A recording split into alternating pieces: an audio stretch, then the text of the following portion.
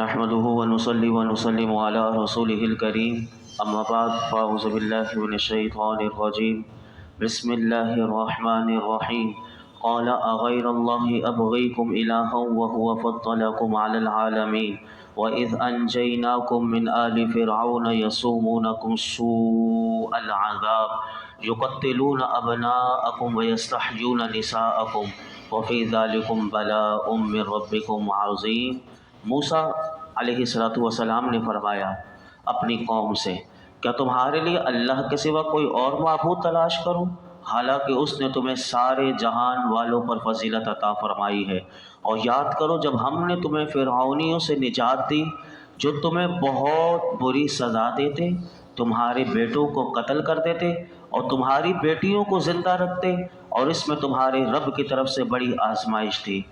جب بنی اسرائیل نے معبود بنا کر دینے کا مطالبہ کیا تو حضرت موسیٰ علیہ السلام نے ان کی جہالت کو واضح کیا اور فرمایا کہ کیا میں تمہارے لیے اللہ کے سوا کوئی اور معبود تلاش کروں؟ اس نے تمہیں سارے جہان والوں پر فضیلت عطا فرمائی۔ یعنی اب آپ نے ان کو سمجھایا خدا وہ نہیں ہوتا کہ جو ہاتھ سے تراش کر بنا لیا جائے،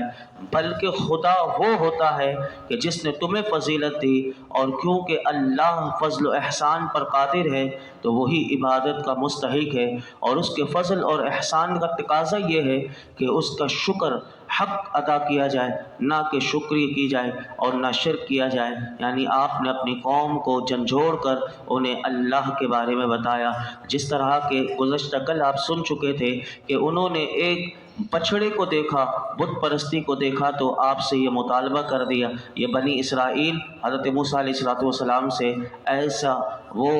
وعدہ یعنی وہ معبود بنانے کا تقاضا کر رہی تھی، اور ان کی جہالت کو آپ نے واضح کیا۔ آگے قرآن ارشاد فرماتا ہے وَوَعَدْنَا مُوسَىٰ 30 لَيْلَةً وَأَتْمَمْنَاهَا بِعَشْرٍ فَتَمَّ مِيقَاتُ رَبِّهِ 40 لَيْلَةً وَقَالَ مُوسَىٰ لِأَخِيهِ هَارُونَ اخْلُفْنِي فِي قَوْمِي وَأَصْلِحْ وَلَا تَتَّبِعْ سَبِيلَ الْمُفْسِدِينَ۔ اور ہم نے موسیٰ سے 30 راتوں کا وعدہ فرمایا اور اس میں 10 راتوں کا اضافہ کر کے پورا کر دیا، تو اس کے رب کا وعدہ 40 راتوں کا پورا ہو گیا۔ اور موسیٰ نے اپنے بھائی ہارون سے کہا کہ تم میری قوم میں میرا نائب رہنا اور اصلاح کرنا اور فسادیوں کے راستے پر نہ چلنا۔ اس آیت مبارکہ میں مفسرین فرماتے ہیں کہ توریت نازل ہونے کی کیفیت کا بیان ہے۔ اس کا واقعہ یہ ہے کہ حضرت موسیٰ علیہ السلام نے مصر میں بنی اسرائیل سے وعدہ فرمایا تھا کہ جب اللہ رب العالمین تمہارے دشمن فرعون کو ہلاک کر دے گا تو وہ ان کے پاس اللہ کی جانب سے موسیٰ علیہ السلام نے اپنی قوم سے کہا کہ میں اللہ کی جانب سے ایک کتاب لاؤں گا کہ جس میں حلال اور حرام کا بیان ہوگا۔ جب فرعون کو ہلاک کر دیا اللہ نے، دریا نیل میں غرق کر دیا، تو حضرت موسیٰ علیہ السلام نے اللہ کی بارگاہ میں عرض کیا کہ مالک تو نے مجھے کہا تھا کہ تو مجھے توریت عطا فرمائے گا، تو مجھے کتاب عطا فرمائے گا۔ تو اللہ رب العالمین نے حکم فرمایا حضرت موسیٰ علیہ السلام کو کہ آپ 30 روزے پہلے رکھیں۔ یعنی دیکھیں اللہ کا حکم کس طرح آتا تھا، ایسے ہی کتاب نازل نہیں ہو جاتی تھی۔ اب 30 روزے حضرت موسیٰ علیہ السلام نے رکھے، اور مفسرین فرماتے ہیں کہ وہ 30 روزے آپ نے ذوالقعدہ کے مہینے میں رکھے، یعنی جو حج کا مہینہ ہوتا ہے اس سے پہلے، یعنی 30 روزے آپ نے رکھے۔ جب حضرت موسیٰ علیہ السلام روزے پورے کر چکے تو آپ کو اپنے منہ میں ایک بو محسوس ہوئی، اس کی وجہ سے آپ نے مسواک کر لی۔ تو فرشتوں نے حضرت موسیٰ علیہ السلام سے کہا کہ ہمیں آپ کے دہن سے بڑی مبارک یعنی محبوب خوشبو آیا کرتی تھی، آپ نے مسواک کر کے اس خوشبو کو ختم کر دیا۔ اللہ رب العالمین نے حضرت موسیٰ علیہ السلام کو دوبارہ حکم دیا کہ اب ماہ ذی الحجہ کے میں بھی 10 روزے اور رکھیں، اور ارشاد فرمایا اے موسیٰ کیا تمہیں معلوم نہیں کہ روزے دار کے منہ کی خوشبو میرے نزدیک مجھ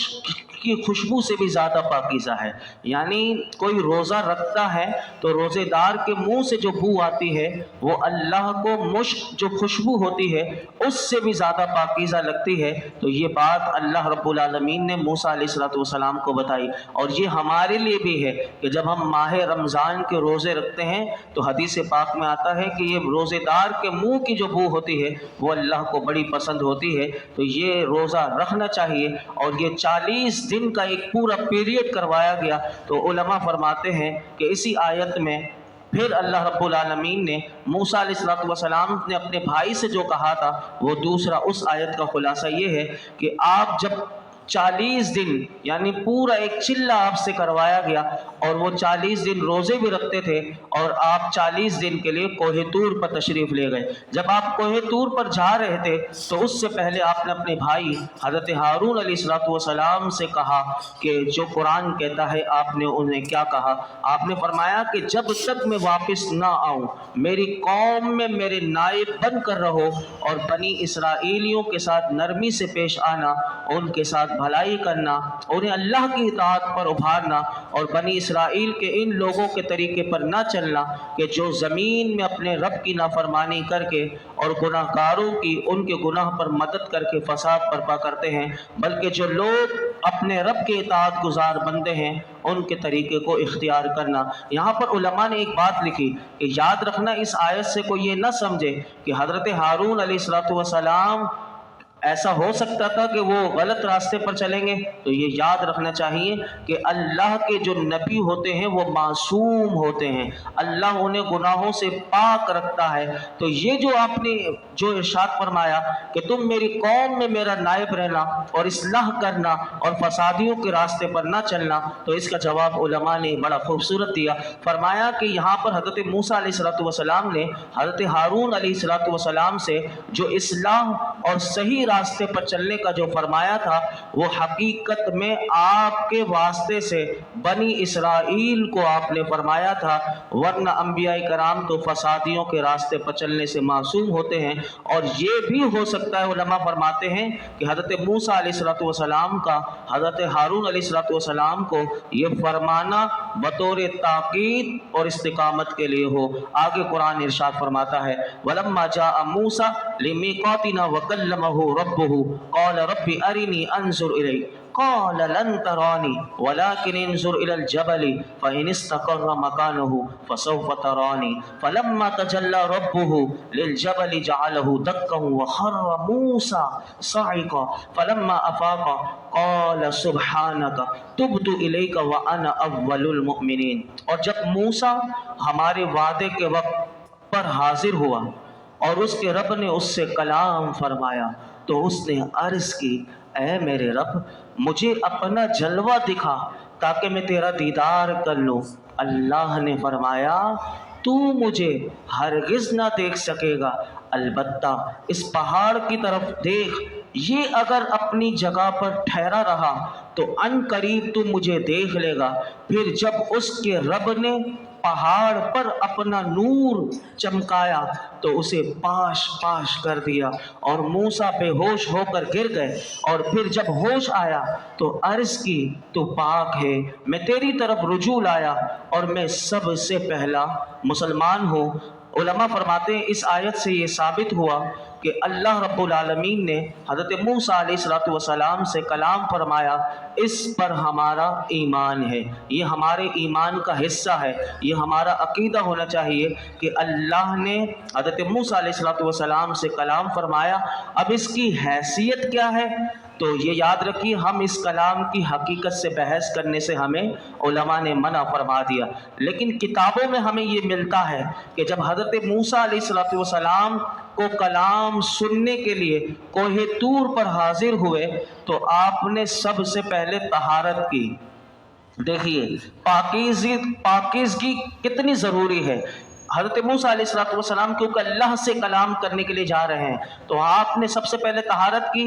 پاکیزہ لباس پہنا اور روزہ رکھ کر طور سینہ پر آپ تشریف لے گئے۔ پھر اللہ رب العالمین نے مفسرین فرماتے ہیں کہ ایک بادل نازل فرمایا کہ جس نے پہاڑ کو چار طرف سے یعنی ہر طرف سے 4 فرسنگ یعنی 12 میل کی مقدار اس بادل نے اس پہاڑ کو ڈھک لیا، اور شیاطین اور زمین کے جانور، حتیٰ کہ ساتھ رہنے والے فرشتے جن کو کرامن کاتبین کہتے ہیں، مفسرین نے فرمایا ان سب کو اللہ نے علیحدہ کر دیا۔ آپ کے لیے پھر آسمان کو کھول دیا گیا، آپ نے اللہ کے فرشتوں کو ملاحظہ فرمایا اور جو ہوا میں کھڑے ہوئے ہیں، اور پھر آپ نے عرش الہی کو صاف صاف دیکھا۔ اور یہاں تک کہ مفسرین نے لکھا کہ الواح کہتے ہیں لوح محفوظ پر جو کلمیں چلتی ہیں جو اللہ کے حکم سے، آپ نے ان کی آواز کو بھی سنا اور آپ نے اللہ سے کلام فرمایا اور اس کی بارگاہ میں اپنی معروضات پیش کی۔ جب اللہ کا کلام سنا تو پھر حضرت جبریل علیہ السلام آپ کے ساتھ تھے۔ مفسرین نے فرمایا کہ اللہ نے حضرت موسیٰ علیہ السلام سے جو کچھ فرمایا صرف موسیٰ علیہ السلام نے سنا، جبریل نے بھی نہ سنا۔ اور دوسری بات یاد رکھیے کہ یہ جو دیدار کی آرزو کر دی کہ مالک میں تجھے دیکھنا چاہتا ہوں، اس میں کیا بات، اس میں کیا راز تھا؟ تو مفسرین نے فرمایا کہ اللہ کے کلام ربانی کی لذت ایسی تھی کہ لذت کی وجہ سے آپ نے فوراً اللہ کے دیدار کی آرزو کی، اور جب دیدار کی آرزو کی تو اللہ رب العالمین نے فرمایا اے موسیٰ تو مجھے ہرگز نہ دیکھ سکے گا۔ اللہ کا کلام سنا تو اللہ کے کلام ربانی کی لذت اتنی زیادہ تھی کہ اللہ کے دیدار کا مشتاق ہوا، تو چنانچہ اللہ کی بارگاہ میں فوراً عرض کر دی کہ مالک میں تیرا دیدار کرنا چاہتا ہوں، اور دیدار یہ نہیں کہ دل میں خیال ہو، اور دیدار بلکہ آنکھ کا چاہتا ہوں۔ تو اللہ رب العالمین سے کہنے لگے مالک جس طرح کان کے حجاب تھے تو نے میرے کان کے حجاب ہٹا دیے اور میں تیری آواز کو سن کر تجھ سے ہم کلام ہوا، اب میں ایسا چاہتا ہوں کہ تو میری آنکھوں کے آگے بھی جو حجاب ہیں، پردے ہیں، اسے بھی ہٹا دے، میں تیرا تاکہ دیدار کر لوں۔ اللہ رب العالمین نے حضرت موسیٰ علیہ السلام سے ارشاد فرمایا تم دنیا میں میرا دیدار کرنے کی طاقت نہیں رکھتے۔ اب یہاں پر ایک مسئلہ میں آپ کے سامنے رکھنا چاہتا ہوں۔ یاد رکھیے کہ اس آیت سے یہ ثابت نہیں ہوتا کہ اللہ کا دیدار ممکن نہیں، اللہ کا دیدار ممکن نہیں، جیسا کہ یہ سبق بھی پڑھایا جاتا ہے معاشرے میں۔ یاد رکھیے کہ اللہ کا دیدار ممکن ہونے پر کئی دلائل ہیں، میں صرف 3 دلائل آپ کے سامنے رکھتا ہوں تاکہ آپ کو یاد رہیں کہ اللہ کا دیدار ممکن ہے، اور وہ اسی آیت سے ثابت ہوتے ہیں۔ پہلی دلیل سن لیجئے، پہلی دلیل یہ ہے کہ اگر اللہ کا دیدار ناممکن ہوتا تو یاد رکھیے کہ اس کی دعا کرنا ہی ناجائز ہوتا۔ سب سے پہلی بات کہ اللہ کا دیدار کرنا جائز نہ ہوتا تو اس کی دعا کرنا بھی، یعنی ممکن نہ ہوتا تو اس کی دعا ہی کرنا ناجائز ہوتا۔ اور حضرت موسیٰ علیہ السلام کیونکہ اللہ کے نبی ہیں اور نبوت کے علوم اور معارف اور اس کے اسرار کے حامل ہیں، اور کبھی اللہ کا نبی ایسی دعا کر نہیں سکتے کہ جو منع ہو اور وہ اللہ کے نبی دعا کریں۔ تو یہاں سے پتہ چلا کہ آپ نے کہا ربی ارینی انظر الیک، کہ مالک مجھے اپنا جلوہ دکھا تاکہ میں تیرا دیدار کر لوں۔ اگر علماء فرماتے ہیں کہ اگر بالفرض فرض کر لیا جائے کہ یہ دعا ناجائز ہوتی تو فوراً اللہ کی طرف سے حکم آ جاتا کہ موسیٰ ایسی دعا ہرگز نہ کرنا۔ اگر آپ 12واں پارہ پڑھیں گے، نوح علیہ السلام کا بیٹے کے لیے آپ نے دعا کی، اللہ نے فوراً منع کر دیا انہ لیس من اہلک، اے نوح یہ تمہارے اہل ہی نہیں ہے، کہ نوح علیہ السلام کا بیٹا نافرمان تھا، اللہ نے فوراً روک دیا کہ یہ دعا نہیں کر سکتے، یعنی اب جو عذاب آئے گا اس میں آپ کا بیٹا بھی جائے گا، نوح علیہ السلام کا بیٹا جو نافرمان تھا۔ تو علماء کہتے ہیں اگر دیدار ناممکن ہوتا تو فوراً روک دیا جاتا موسیٰ یہ دعا نہ کرنا کہ مجھے اپنا دیدار دے گا۔ پہلی دلیل سن لی۔ دوسری دلیل سنیے، علماء نے فرمایا دوسری دلیل یہ ہے کہ حضرت موسیٰ علیہ السلام نے ارشاد فرمایا کہ مالک میں تجھے دیکھنا چاہتا ہوں، تو اللہ نے ارشاد فرمایا لن ترانی، تو مجھے ہرگز نہ دیکھ سکے گا، یعنی اللہ نے موسیٰ علیہ السلام کے دیکھنے کی نفی کی، نہ کہ یہ نہیں فرمایا کہ میرا دیکھنا ممکن نہیں، میرا دیکھنا ممکن نہیں. یہ جملہ آپ قرآن کی تفسیر پڑھ لیجئے، ترجمہ پڑھ لیجئے، یہ جملہ نہیں ملے گا. تو اللہ کے رسول کے لیے دنیا میں خاص تھا، میرے آقا کے لیے خاص تھا یہ معجزہ، اور اسی مہینے کی 27 تاریخ کو اللہ نے اپنا دیدار اپنے حبیب کو کروایا. تو یہ یاد رکھیے، یہ پتہ چلا کہ یہ خاص حضور کے لیے صرف دنیا میں تحفہ تھا، لیکن قیامت کے دن سب اللہ کا دیدار کریں گے. تیسری دلیل بھی سن لیجئے اور اپنی گفتگو میں مکمل کرتا ہوں. تیسری دلیل علماء نے یہ لکھی کہ اللہ رب العالمین نے ارشاد فرمایا اسی آیت میں وَلَكِنِ انظُرْ إِلَى الْجَبَلِ فَإِنِ اسْتَقَرَّ مَكَانَهُ فَسَوْفَ تَرَانِي. البتہ اس پہاڑ کی طرف، یعنی کوہ طور کا جو طور سینہ تھا اس کی طرف فرمایا کہ دیکھ، یہ اگر اپنی جگہ پر ٹھہرا رہا تو عن قریب تو مجھے دیکھ لے گا. اس میں اللہ رب العالمین نے حضرت موسیٰ علیہ السلام کو کہ دیکھنے کو پہاڑ کہ اپنی جگہ برقرار رہنے پر معلق کیا، اور پہاڑ کا اپنی جگہ برقرار رہنا فی نفس ہی ممکن ہے. اور یہ قاعدہ ہے کہ جو ممکن پر موقوف ہوتا ہے وہ بھی ممکن ہوتا ہے. لہذا ثابت ہوا کہ حضرت موسیٰ علیہ السلام کا اللہ کو دیکھنا ممکن تھا، لیکن دکھانا اس کی شان نہ تھا، کیونکہ دکھانا اس نے اپنے رب کو، اپنے حبیب کو ہی تھا، اور دنیا میں یہ اسی کے لیے خاص رکھا ہوا تھا. یہ ممکن تھا تو جبھی کہا کہ پہاڑ کی طرف دیکھو، اگر ممکن نہ ہوتا تو کبھی نہ کہا جاتا کہ پہاڑ کو دیکھو. یعنی ایک چمک دکھانی تھی کہ میرا جلوے میں کیا وہ اللہ کے جلوے ہیں، تو جبھی تو میرے آقا عرش لامقام پر گئے. تو پھر اسی لیے تو اس وقت حضور نے فرمایا کہ اب میں نہیں جانا چاہتا. وہی تحفہ اللہ نے نماز کی صورت میں دے دیا. تو یہاں سے علماء فرماتے ہیں یہ تو 3 دلائل آپ کے سامنے پیش کیے گئے، ورنہ قرآن پاک سے ہی کہ کئی آیات ہیں اور احادیث سے یہ ثابت ہوتا ہے کہ اللہ کا دیدار ممکن ہے، اور قیامت کے دن ایمان والے اس سعادت سے بہرہ مند ہوں گے. ایک حدیث پاک بیان کر کے اس موضوع کو میں سمیٹ لیتا ہوں. حدیث پاک بخاری شریف کی حدیث ہے، اور بخاری شریف کی حدیث نمبر ہے 7443، 7443 حدیث نمبر ہے. حدیث پاک حضرت عدی بن حاتم رضی اللہ تعالیٰ عنہ روایت کرتے ہیں کہ اللہ کے محبوب علیہ السلام نے ارشاد فرمایا کہ تم میں سے ہر شخص کے ساتھ اس کا رب کلام فرمائے گا. اس شخص کے اور اس کے رب کے درمیان کوئی ترجمان ہوگا اور نہ کوئی حجاب ہوگا، اور جو اس کے رب کو دیکھنے سے مانے ہو. یعنی میرے آقا نے بتا دیا ایمان والوں کو قیامت کے دن جیسے موسیٰ علیہ السلام سے دنیا میں اللہ نے کلام کیا، ایسے اللہ قیامت کے دن ہر ایمان والے سے کلام فرمائے گا. اور میرے آقا فرماتے ہیں کسی ترجمان کی ضرورت نہیں ہوگی کہ کوئی ترجمان ہوگا وہ اللہ سے کلام کو سن کر اس کو بتائے. بلا حجاب حضور کہتے ہیں قیامت کے دن اللہ کلام فرمائے گا، اور ایمان والے اللہ کا کلام سنیں گے. اور وہ تو کتنی حدیث پاک ہیں کہ جب بندے اللہ کا جنت میں اللہ پوچھے گا میری جنت میں کوئی کمی ہے تو وہ کہیں گے مالک کوئی کمی نہیں. جب اللہ انہیں اپنا دیدار کروائے گا تو اس وقت وہ کہیں گے کہ مالک تیرا دیدار تو اس جنت سے بھی بڑھ کر ہے. تو ہر جمعے کے دن اللہ کا دیدار مومنوں کو کروایا جائے گا. اللہ رب العالمین ہم سب کو قرآن حکیم کا نور عطا فرمائے، اور ہمیں پاکیزہ زندگی عطا فرمائے،